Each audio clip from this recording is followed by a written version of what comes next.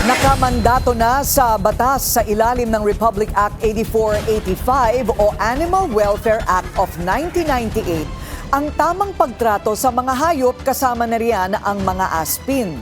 Kaakibat nito ang mabigat na parusa kabilang ang habang buhay na pagkakakulong sa sinumang mapatutunayang nananakit at nag-aabandona sa mga alagang hayop.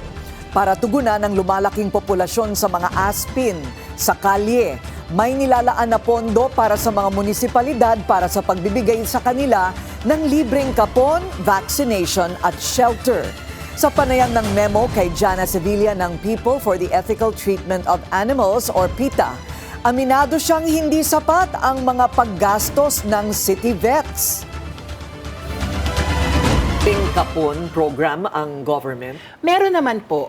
Ang alam ko meron naman. Sa mga city vet meron, pero limited. So in a week, parang ang kaya lang nila 10 to 20. Ganun lang. At hindi lahat. Okay. Hindi lahat ng city vet kaya ito. And remember, meron pa tayong municipal vet. Na wala rin talaga silang vet. Ang meron sila yung mga agriculturists. Sa mga maliliit na municipality, ang meron sila agriculturist, hindi veterinarian. Ganon? So mas maliit ang municipality, mas walang pondo para sa mga hayop.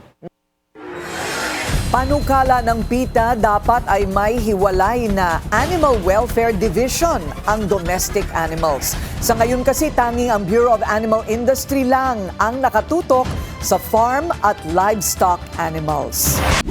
Manatiling nakatutok sa Bilyonaryo News Channel. Sumubaybay sa aming social media accounts at mag-subscribe sa aming YouTube channel para sa mga bago at eksklusibong balita.